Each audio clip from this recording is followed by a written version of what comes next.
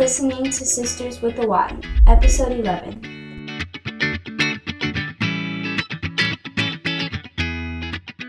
Life expectancy in the U.S. is less than 79 years, which means that right before 40 is midlife, which to most of us is a crisis. We are both in our early 40s, so have we hit that crisis? Well, I think it's a crisis every decade. You see people say, I'm going to turn 20, I'm going to turn 30, I'm going to turn 40. It's always a big deal. That's the big deal celebration. And why do we do that? Why is it every decade? I always say I dislike that. Why can't we be super happy or anxious or sad about 32 or 42 or 52? Why does it have to be 50? But maybe it's because it's that new number that's in front. I think with the zero on it. Yeah. But they say that your life changes every 9 years. And I've never really looked at it, but maybe if people look at it, they say that the actual change comes every 9 years, which would make it 39 or 79,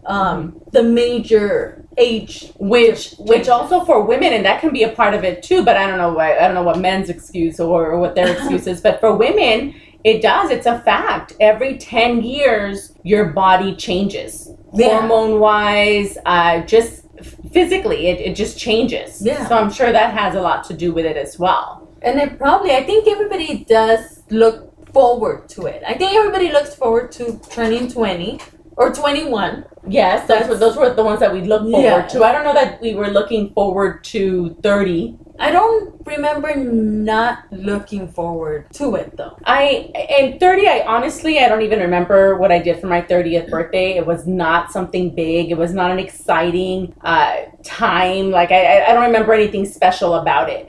But I remember when I was about to turn 40, which was only almost 2 years ago. I always said age is just a number. It doesn't bother me. I don't care. It's not a big deal to me. So it's not going to be a problem. So I'm going to turn 40 and let's do something fun and who cares? No big deal. And then it got close and it became a big deal. I don't even know why. I don't even know why, but I remember being I don't want to say bothered or sad. I don't even know what I became, but it was to the point where I almost didn't want to celebrate my birthday. And I'm not that person. I'm really big on celebrating my birthday and it being all about me. But that year I didn't want to do anything. Well, that's weird. I don't know. I've never been big on birthdays. It has always been, it's just a number. I'm just 1 year older. I think 30 was a big deal because long time ago since I can remember, 30 was the year that I would get pregnant. That was always my age to decide to have a child. And I did. I had my son at 31. But 40, once again, became I'm just turning 40. It's just a number. Which it's not just a number. It's not. You are a different person. I think in certain things, it's just a number. When people say, people are always a little weirded out, especially the people who are a little more old school are kind of weirded out by the fact that I have really young friends and which I heard today from the farmhouse chef. I don't remember her name. She said that if you have young friends, you'll live longer. Oh, there we go. So that's why I have them. I'm stealing their youth. You should have younger friends. But some people get really weirded out by it. Yeah. And I don't know.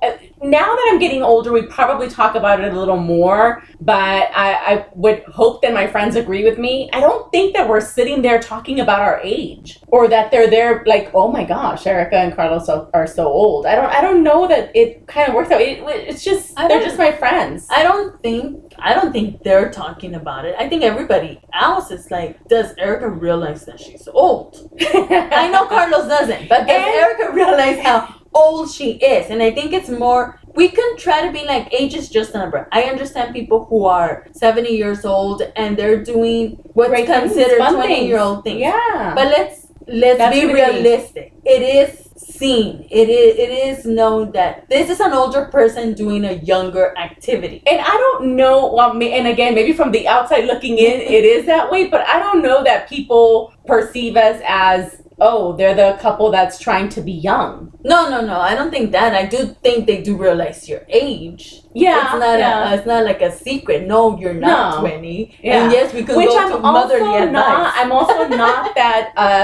Maybe that too. Yeah. Or they'll talk about something generational, and then I'm like, I have no idea what you're talking about. But I don't think that that I'm that person that's trying to hide my age, or that I'm that type of woman that, a girl never says their age. No, I say my age. I have no problem with that. I think I have more of a problem with the people if you had young friends and then you're trying to fake your age. Mm-hmm. Like you're trying to be young. Because we know people that are trying to be young and don't. And I think for the most part now, I'm pretty proud to say that I'm 41. I think I look pretty good for my age, if I don't say so myself. I have J-Lo. Now we have J-Lo to live up to, who's 50, and you can live up to her. She has people that she pays so to look that way. I will never say... I don't pay anyone. And I think I'm doing okay. But also, I think I've mentioned this before, I've always tried to look older. At a very young age, I tried to look older because I was a mom at a young age. And I remember hitting my mid-20s and people thinking that I was older. Yeah. And at that point, I wasn't trying anymore. I was trying to look my age. And people always thought I was older. So I think it finally kind of evened out for me. Yeah. To where sometimes, every now and then, people get shocked, when I say that I'm 41, and they always feel like I'm a little younger.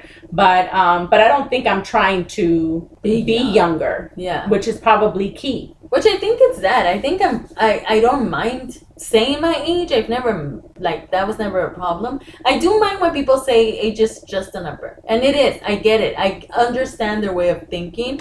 But for so many things, it isn't. I think that's what happened this year. I'm going to be 43. And that happened this year that I can notice. Because I don't think it happened at 40. I don't think it happened at 41. Or maybe I had some other things going on that I didn't pay attention. But this year was oh my God, look at my face, look at my wrinkles, look at my hands. And I think that started at 40 for me. Yeah. At 40 for me, it definitely, everyone says you wake up one day and you can't see up close anymore, and you look at your face and you realize how different it is. You look at your body and you realize how different it is.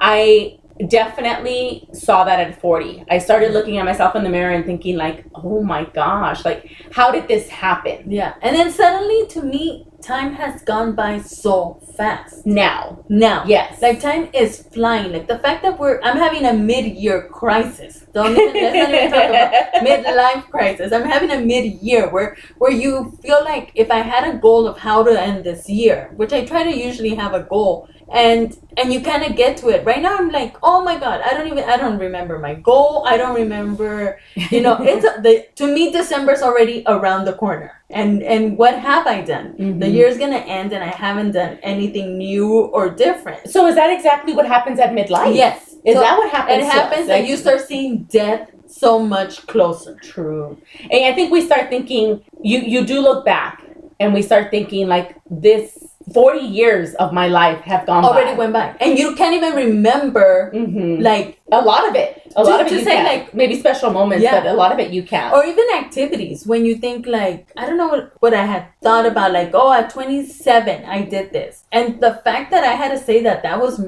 almost 20 years ago made it seem like 2 decades have passed by. I think, and at work, I work with much, much younger people. Yeah. So people that I could be a parent to.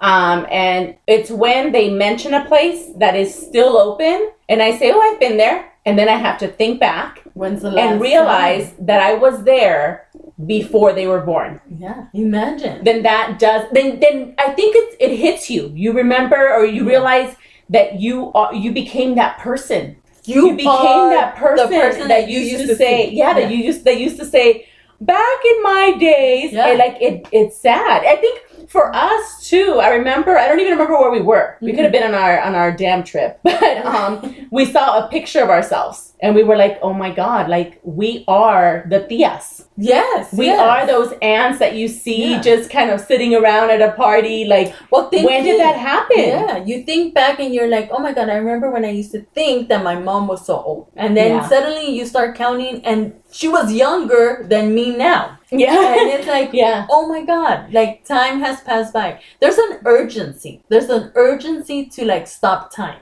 That if 40 years went by so quick, chances are the next 40 years are going to go by super quick. Fast. And in reality, let's say that we're extremely blessed and I've stolen all of the youth from my friends and I live until I'm 90. Reality is that even if I live until I'm 90, that doesn't mean that I'm going to be active and, and healthy. Yeah. So we think we have another 40, 45 years, but reality is we probably only have 20, 25. 20 good years. And that's what I tell you, even with school and people saying, well, you have so much time, you can still do it, don't give up, age is nothing but a number. Nah, there's time limits. I don't want to finish at 50, because what chances do you have at 50 that you could have had at 30? And the chances aren't going to be there. But at least you did it. At least you accomplished it. But it's only a self goal. It's an accomplishment to yourself. It's not, you cannot be thrown out there in the workforce. Yes, there's people who have invented stuff at a late age and have Kentucky Fried Chicken. Or he was like 80. Yeah. Or wrote a book or did something like that. But to say I'm going to get up and get a job and start at our age right now, it'd be hard for us to get up and get a job. Yeah.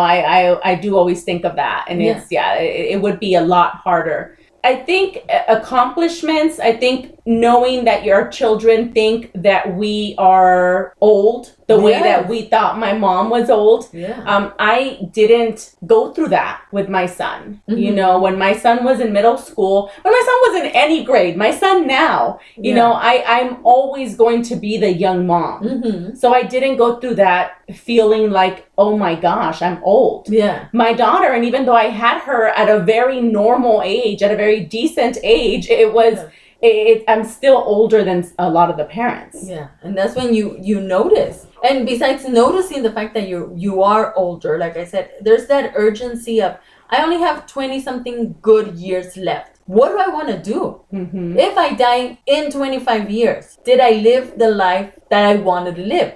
Because right now you say, well, 40 years passed by. Okay, I didn't live exactly how I wanted to live. I didn't do the things I wanted to do. But now your time limit is smaller to do the things that you want to do. And so what do? What are you supposed to do? For our listeners out there, what are you supposed to do? It's midlife. You've hit midlife crisis. Yes. What do? Is it about changing your career? Is it about finding your passion? Is it about getting your groove back?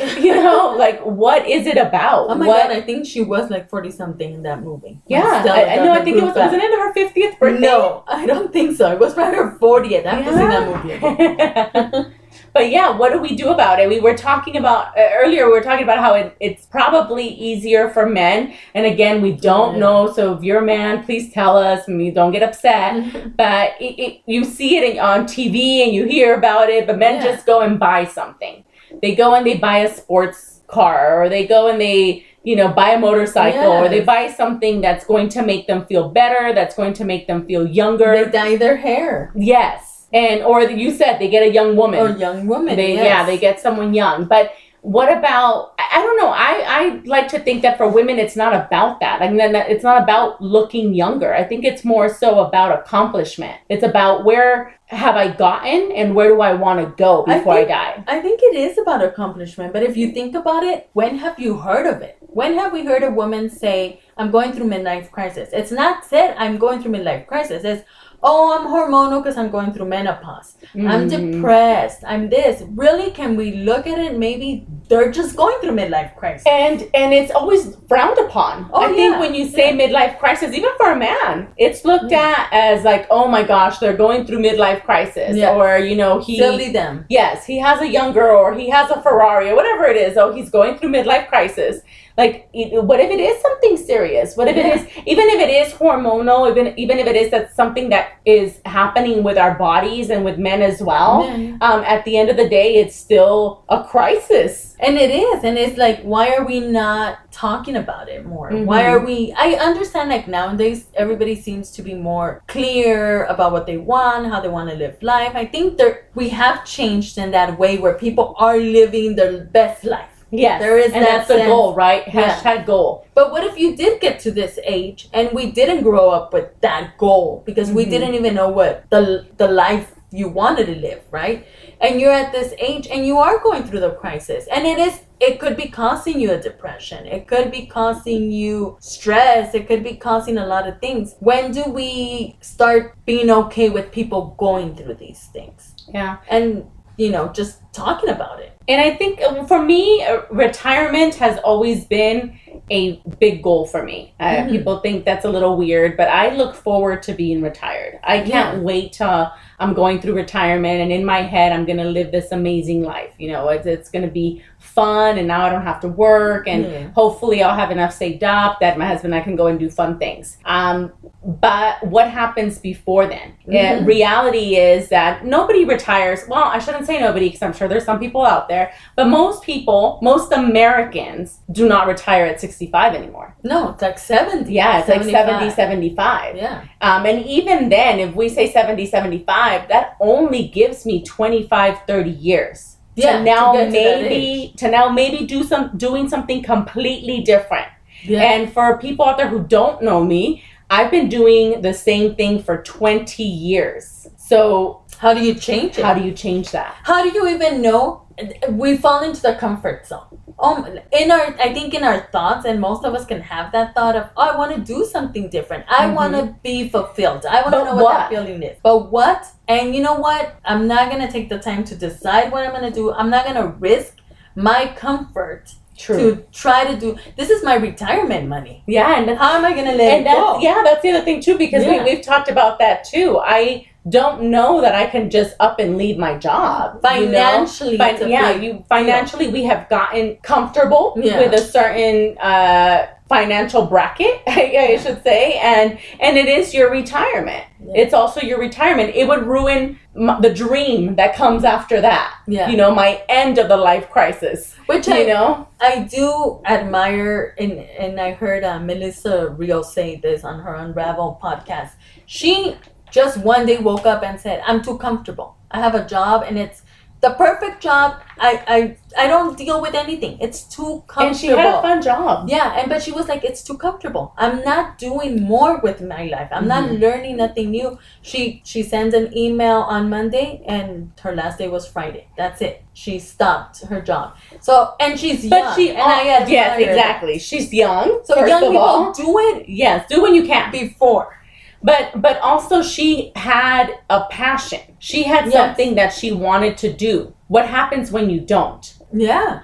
But what happens? Then is it okay to be comfortable? Is it okay to stay? Do you just ride the crisis boat? If the comfort is making you... Or train. It should be ride the crisis train maybe. I don't know. Or bus. Or maybe ride the crisis bus. Not here where we live because it takes forever. In LA, and only if you have a Metro card or what is it? Metro. I think it's MTA. I forgot. But it is if you have a chance to do it when you're younger because you're clear in what you want to do. But I think when you're older, I can say I could be in a comfort zone. I'm in a comfort zone. I know how my day goes and how my routine goes, but I do know that I'm not happy. But what if you have to know there's more? What if it's not that you're unhappy? Because that's a hard one too. Like what if you're not unhappy? You're just maybe the better way of putting it is unsatisfied. I'm thinking because there's a difference. Like, what if there's those people that are like super unhappy with their job? They've been there forever. Yeah, like you hate your job. Yes. What if that's not the case? No. Comfort zone means that you're comfortable. Yes, you're comfortable. You're not unhappy. No, but I'm okay. Then fulfilled. Yes. You're not satisfied. It's not satisfying your soul. Yes, it's not satisfying your soul. I think that's you feel like there's more. I think it's that when you know in your gut, in your feeling, Because I know that I feel it, and this year I felt it more. When you know that there's better. Yes. There's something or maybe you see people that are a little more fulfilled. And you want to be that. Because yes. I'm sure a lot of people see them and they don't say, like, I want to be that. I see them and I'm like, that's what I want to be. And maybe now with social media. With social media, you see all these people that look super fulfilled. They're probably not. But they look super fulfilled. I think some are. But also, really, and that I think alone should be probably something that, or someone that we look at, a super quick shout out to our sister. Because at the end of the day, you know, no matter what, Mercy, she will leave a job because it's not making her soul happy. Which is good. Yeah, it's not fulfilling her soul. I still don't see her very happy. Then she leaves. But I don't know that she's like this. I don't want to look like but that. But she has. I want to look like more happiness in my face. But that has to do. We all look unhappy. We have that. That's just for my mom. Because we have that. We're not. But that's from childhood. I think that's something that was so hard to get rid of. We just have that permanent frown. But we were talking about this where we see everything wrong.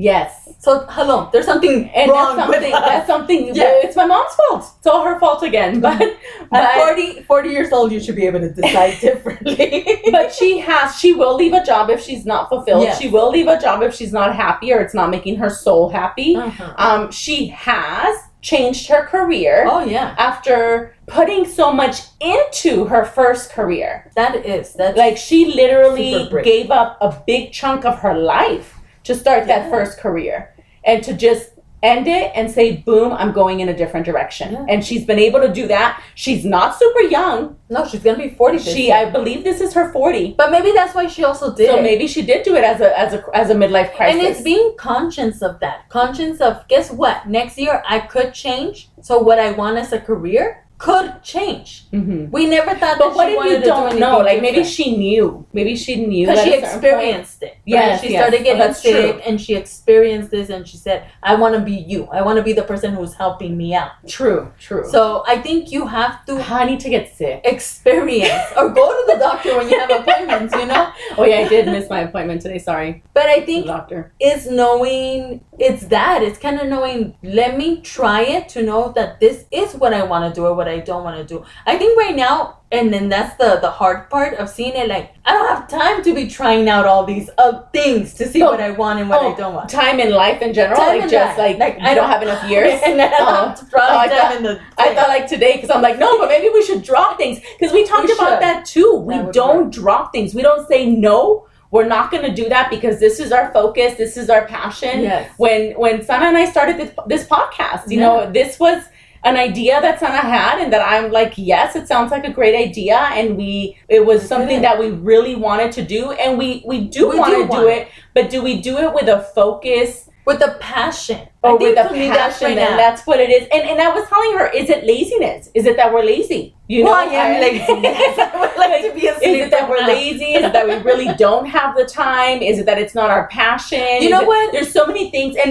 maybe that's an age thing too. Do we start questioning all this because of our age? Well, I think because we know that passion exists. And I've told this to another person that I was talking to, and I was like, man, like fucking like do I need to put like a firecracker in your behind so you can like have that passion and go for this? Because they were talking about something so like, well, I would do it, but no, get it together. But isn't that us? Isn't that us? That's exactly and that's when I realized that's me. The advice I'm giving this person is to myself. Yeah. Because But why does that happen? Why don't we have that firecracker? Because I feel, first of all, I don't have a motivational speaker like myself to give it to myself. Have you listened to our podcast? Yes, I'm gonna listen and see what happens. Do you follow us on Instagram?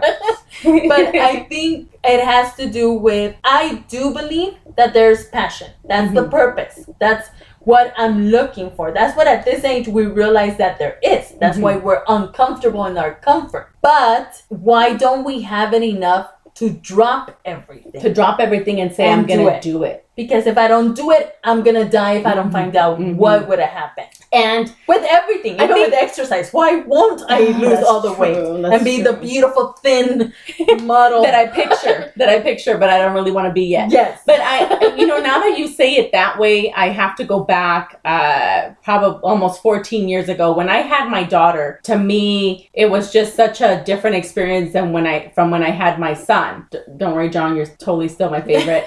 But he knows. I think with this podcast just mentioned it a couple times.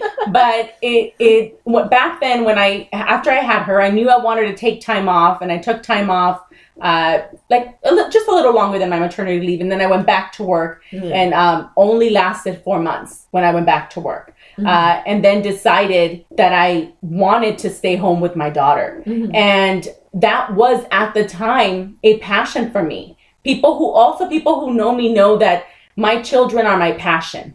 That's what I feel I was put on this earth to do, to create wonderful human beings. And so that to me is my job. It's my passion. Yeah. And I left knowing that we would be living off of one income, knowing that we were buying a house, that we were leaving to a completely different city where I was going to be around none of my family, none of my friends.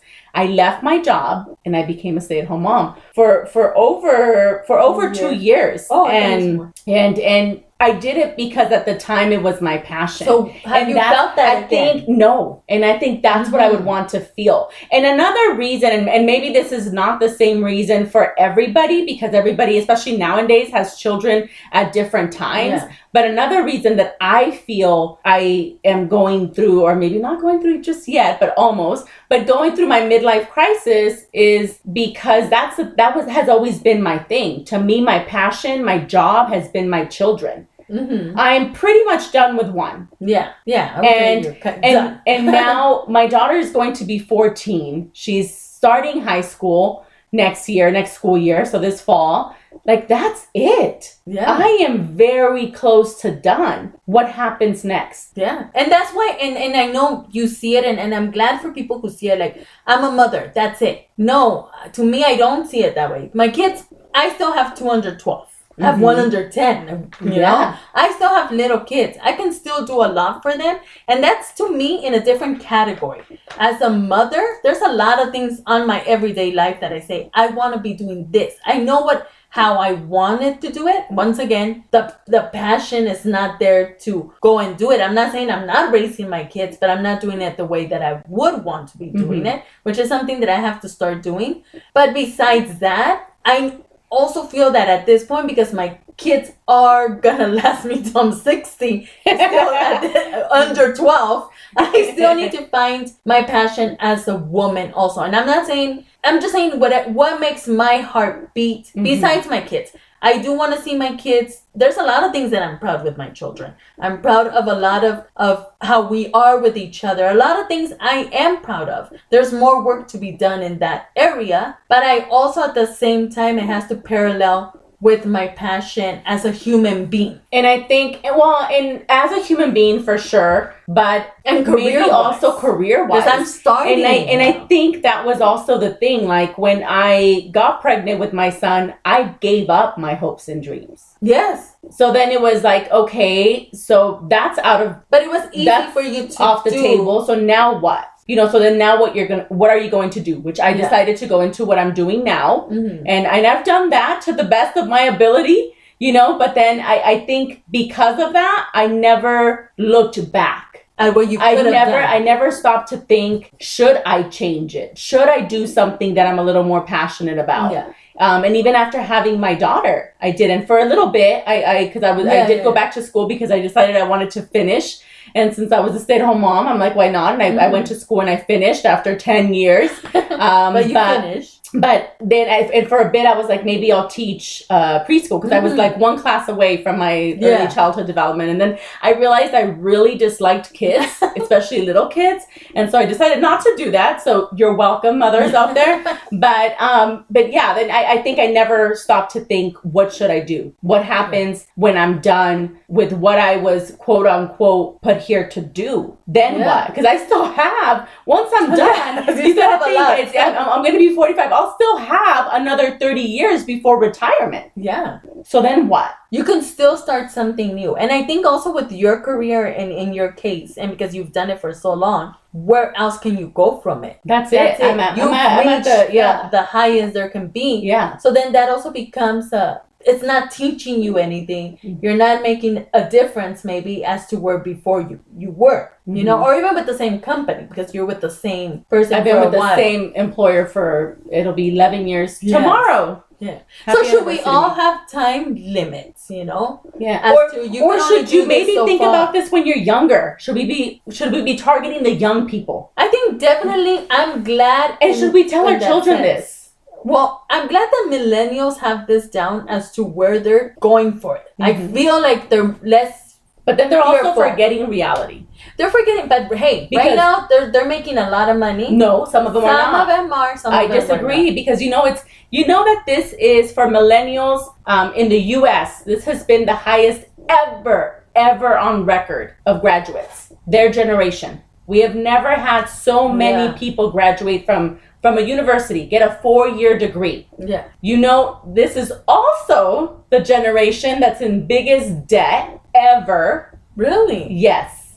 Because of But why are they getting loans. credit cards? Student loans. Mostly student loans. And you know why they can't pay their student loan? Because they cannot get a job. Because they were dreamers. And not the literal, not the other dreamers that, you know, because go dreamers, go dreamers. But these were kids that were getting a degree in some sort of ridiculous But that's also thing. I think what I do tell my kids, and because they do want to be, you know, YouTubers and hope that Fame, the show, comes back so my daughter can dance and do all that in it.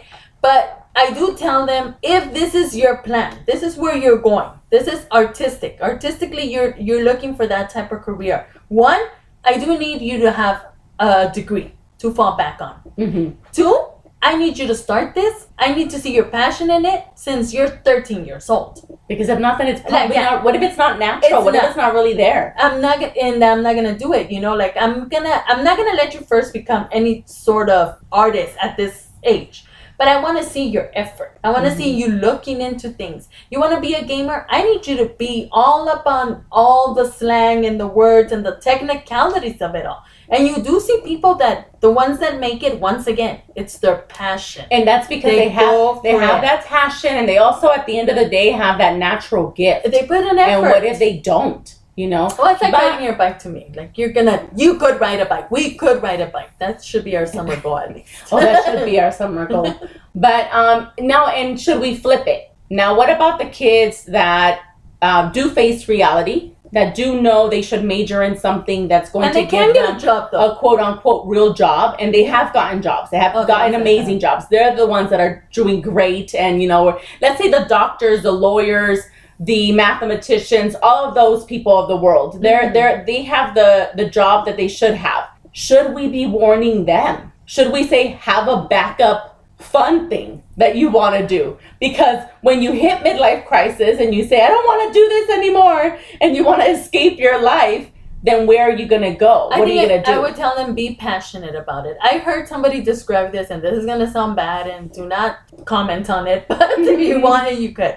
It was a person, and they were cheating, and I was like, why are you cheating? And they described it this way.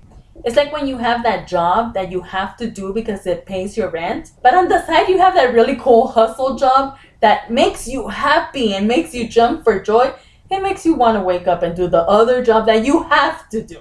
And I thought, first of all, how sad to have 2 jobs. The one that pays your rent and the one that makes you happy. Mm-hmm. Well, because the one that makes you happy is probably not going to pay your rent. The wife that pays your rent and the one... Yeah, and then which was she literally paying his rent?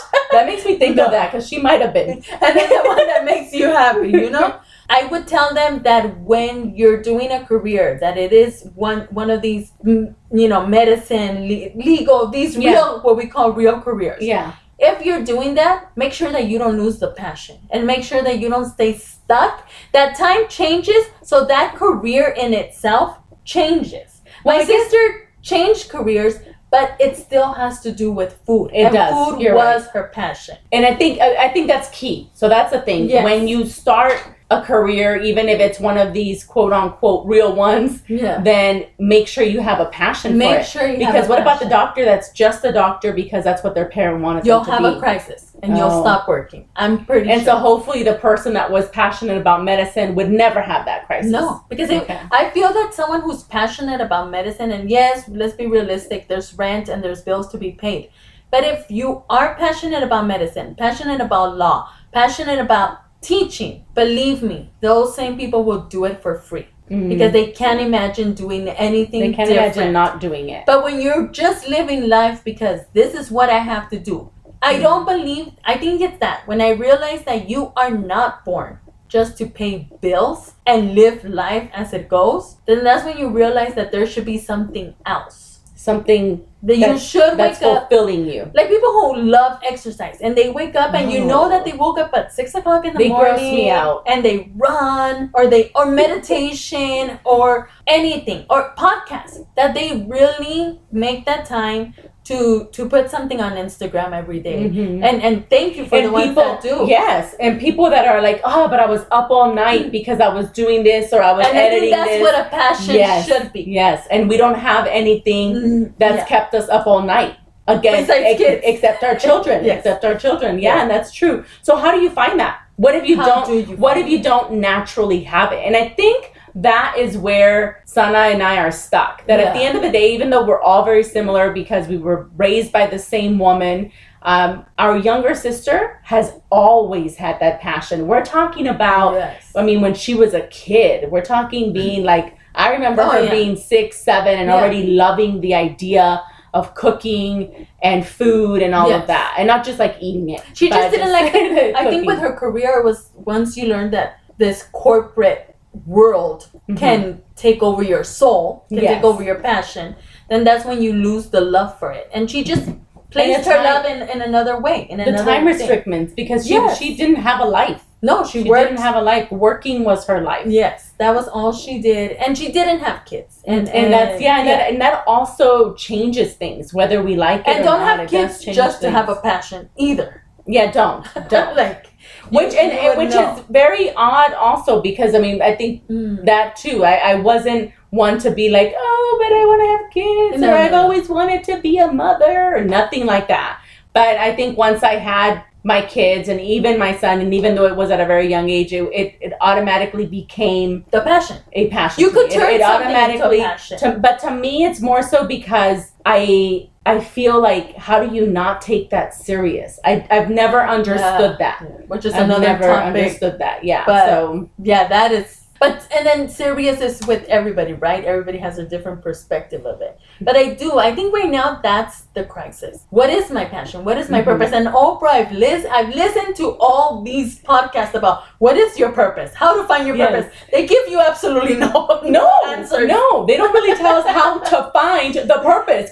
Or they'll say like, but it's whatever was your passion.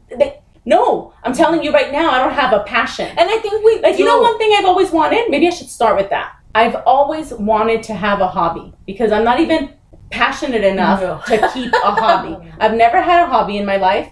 I've never collected anything because I cannot stick to something, commit to something long enough to say I'm going to collect this. Like I'm going to have I've always really wanted to have a stamp collection and I think I might start that. understand the stamp. That might It costs money. I wouldn't collect nothing that's not kind of free. Rocks. Start My collecting daughter rocks. does have a rock collection that she's stealing from the front. And even that, and we should have known Oh. then. Well, no, I was gonna say we should have known then because Mercy was a big collector. Like she collected stuff all the time. But so were you. I was, but you know, this is what I've never been. Like, do you ever remember me collecting something as a kid or being like, oh, I love this? I couldn't even stick to liking a group. Like you were like all like NSYNC or whoever, Backstreet Boys, whatever they were. I've never even been able to commit to that. I cannot commit to liking a color, like having a favorite color. Oh yeah, you can. But that I think that's like yeah. I think you're next on going to a therapist. It's like, well, they help me find my passion. I don't know if they'll help you find your passion. I do think there's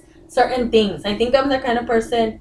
If I do have one regret, like a big regret, is that I didn't have kids till I was 31, and I always wanted to live somewhere else. Always wanted to go live somewhere for like a year and experience that. That's it. That cannot happen until my kids are fully grown. I'll be 60 some people something. raise their kids other places. Yeah, but we're not doing that. I already moved here, and that was a big struggle. But I do think there is a passion in my thought. Like, I do think all the time I do say the purpose would be, we did this podcast because the purpose is to try to gain perspective and try to let people know that you could think differently, that you could do things differently. Like, look at me, learn from what I've already learned. Don't go through it. You do have younger friends that you do advise them to do things differently. Yes. And early on, find a passion. And we still feel we're very passionate. Let us know about some girl that put up with some bull or whatever. We get mad very easily. We are. You're right. Easily. We are very passionate about that. About negative ways of handling things. So we are very passionate about wanting people to live their lives different. Yes. And I think that's part of it. And when it comes to other stuff, maybe not. But when it comes to this crisis thing, I think the big reason is because we don't want them to get to this. I think we don't want them to get to a point where they're going to be stuck, where they're going to feel like, now what? Don't feel stuck. What's the next chapter of my life? What does the next chapter of my life bring? Yeah. And I think you've mentioned this before in another one of our episodes, but you get to a certain point in your life, and that's, I think, where we're trying to get our mother. Yeah. But you get to a certain point in your life where you think, don't I just want to be happy? And I like, that's it. I only have this much left. Exactly. Don't I want to live it happy? I want to be that peaceful. I want to have peace. And I want to be, they said one time, it's not happiness. Happiness is a decision that you do every day. But have that joy in my heart. Yes. Where you know that things are just how they need to be. That there's no more. You are living the life you want to live. Making sure that your soul is happy and fulfilled, because you can be happy as a person, and I think that's also where I'm kind of stuck. You can be happy as a person, but is my soul happy? Is my soul fulfilled? And I don't think comfort zones, I believe we posted this on our Instagram, nothing good comes from a comfort zone besides you being comfortable. And I don't believe that life is about being comfortable. It's about moving, being peaceful and being joyful. But once you have fulfilled a purpose, you move on to the next purpose. And I think that's where we're now. At least that's where I'm at, where it's like, okay, I'm gonna call the psychic that has been emailing me to tell me what are they emailing you? They are. They know they're psychic. They know they're psychic. She's like, I think you need my help. You know, she has been saying, I see something good coming. And, I just need to pay the $10 a minute. Don't do it. To know where am I supposed to go now. But it is, because at this point, it's not even I'm at a comfort zone. It's I'm in an uncomfortable zone. Where, really, if I died today, I believe it was David Cassidy. When he died, they said a couple of his last words were, I lost so much time. And I think I'm at the point where time is going by so fast. I only have this other time. And yes, it's many years, but I only have that time available. And you don't want to lose it. And I don't want to lose it. Like, I don't have time to lose time. Yes. Even though my laziness sometimes it does. But that's it. If I can't find a passion, I think I'm just going to make looking younger my passion, and maybe I'll just become one of those people. You should. Yeah. And I'll start getting all kinds of plastic surgery and just start dressing inappropriate. Why would you? Well, because I don't know, I'm trying to be not inappropriate, inappropriate, like inappropriate age wise, I guess. But we should go watch that movie. It's already there. That one where they become cheerleaders. Yes. Because that was their true passion. Yes. We weren't even that in high school. We don't even have anything to go back to from high school. I did. I really did. Yeah. I think for you would live high school all over again. Oh, for sure. Because I think a lot of people say high school was my best time, and no, high school was not my best. I like how you and my mom, when you talk about your past selves or other people, this voice that you're imitating. Like you're fun and you're exciting and you're young, and now you're just old and you're not fun and you're not exciting. Even though I am fun and you do a lot of and stuff. I am exciting. Yeah, we do a lot of things. You do, and that's what I'm saying. I think Carlos is super fulfilled now. I think he went to his. He went through his crisis early on. Yes. So that was helpful. Very, very helpful, Lord, that we did not both go through it at the same time, because that would have been bad. Yeah. But he went through it early on. He decided. My husband's very. I mean, if you think I'm black and white, he's very black and white. Yeah. Like, this is how it is.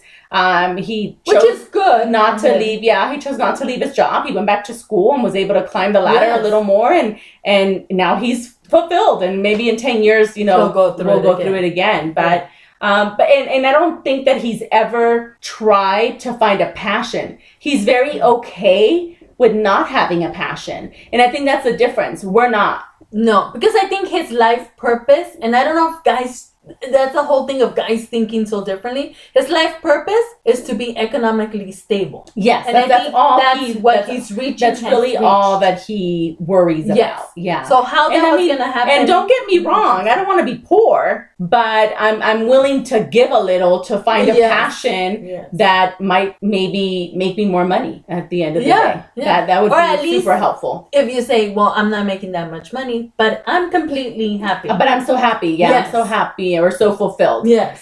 But yeah, so, let us know. Let us know how you found your passion, how we can possibly find what we're passionate about. Is there a test that we can take online and that they'll just tell us what we should be doing? They're like, not podcasting. That's what everyone's going to write back. Please don't write that back. That'll really break our hearts. Yes. Let us be. But we'll go ahead and end this with a quote. Midlife crisis is really a midlife transformation. Question you soon.